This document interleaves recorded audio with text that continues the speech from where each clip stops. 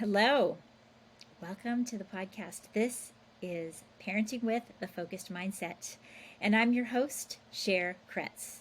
This is episode 86, and today we're going to talk about the subject of bullying. So I decided to do a 7 days, 7-minute podcast series like I've done in the past. Now, in the past, this has ended up being a little more than 7 minutes, but that's okay. It's pocket size. It's short. You're going to hear little things that I have learned and what I want to follow through to you and your families, in your school sites, in your classrooms, to be able to give you a little boost on how to handle really tough situations like bullying. There's going to be a time when a child comes to you, it might even be a niece, a nephew, and they talk to you about something really, really tough that's going on in their life, and it involves bullying.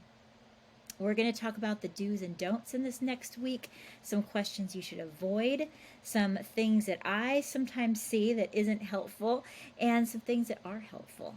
But the first thing I want to say is that I do have personal memories of being bullied. You see, I went to 13 different schools before my sophomore year of high school.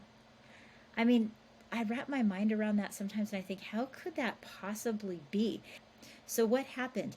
My friendship group that I may have established was pulled out from under me, and I was set out to make a new friendship group. And I have to say that in some cases, I would enter into school and it would be rough. Junior high, of course, I've mentioned to you guys before, it was one of those years that it was rough getting through it. And I remember one school that I went to, there was a girl that lived behind us during the summertime when we moved in. That was one rare time that we moved in this summer. And I became really good friends with a girl that was going to go to my school the very next year. And I was so excited about it. Well, then, as you can imagine, we got to school and everything seemed to be wonderful and going super well. But all of a sudden, she began to just change slightly. Her friendships began to adjust. And she just stopped walking with me on the way home from school, and she stopped hanging out with me. And pretty soon, she started talking about the things that we did in the summer in a real negative way, and just making me look really bad to those people. And within a few months, I was ostracized, then made fun of, then there were the name calling, and I particularly remember a time when I was sitting and eating lunch, and I kept hearing giggles behind me, and I didn't know what it was, and I turned around, and I just didn't know. And I found out in my next class that they had been throwing food into my hoodie, and it would slowly fill up with food, and they just found it so hilarious. Of all the times that we moved, I never remember feeling so small and helpless as I did during that time when that girl chose to treat me that way. Now, I didn't know who to talk to, and I didn't know who to go to in those moments, and I don't remember talking to anyone, to be honest, but I remember how it felt.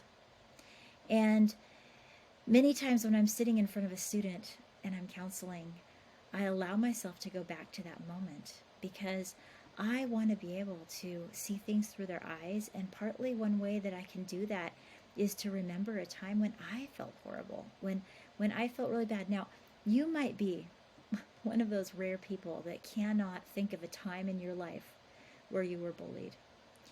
But if you are raising your child and they go through struggles, I want you to pause as they're talking to you or when they're telling you about a hard thing and remember about a time when you felt awful. Even if it's not a bullying moment, a moment that you felt small, a moment that you felt completely powerless. We can even think of adult times when that happens, and allow ourselves to really see things through our kids' eyes. And that is the first tip that I have for you. If you are helping a child, if you're helping your child with really tough feelings, if your child's feeling bullied, yes, next episode we're going to go over what is bullying and what is just a conflict or being mean, because sometimes a child these days, everything is bullied. Oh, I'm being bullied. And then we have to get to the bottom of it and see if they really are being bullied.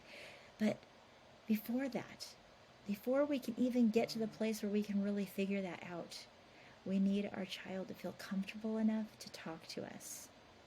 And in order to do that, they have to feel understood. They have to feel heard. They have to feel cared about.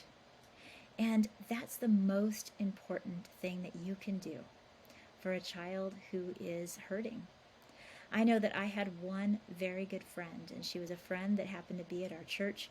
And no matter what happened at school, I knew that she listened to me. I knew that she heard me. And I remember that it didn't seem to matter quite so much what was going on at school because I knew that I was going to be able to run that past her. And I'm so thankful for people like that in my life. And so be that person in your child's life. But if you can't, recognize the people in their life that they're close to and allow them to spend time with those people, the people that really treat them fairly, in a fair manner and nice. Because let me tell you, we can't protect our kids from all of the negativity in this world, but we can see things through their eyes and be sensitive and caring when they want to come talk to us. We can seek out the best advice possible, and we can seek out help when they're reaching out and saying, I need help. We can lend a helping hand in them getting that help. So this week, as we talk about this subject of bullying, the first thing we want to do is to stop and say, yeah, I've been there before. I remember that moment. I remember how it felt. And therefore, I'm going to be sensitive when people come to me, when my kids talk to me, when another child in our life feels like you see that they're down. Be with them in that space. Care about them. Spreading kindness is important. And part of allowing kindness to spread over this world is to be able to care about the people that are feeling hurt.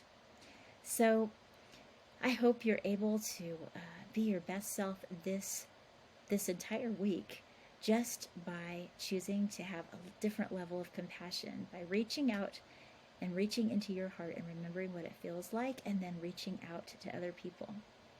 So it's time for me to get going. And until next time, keep in touch and take care.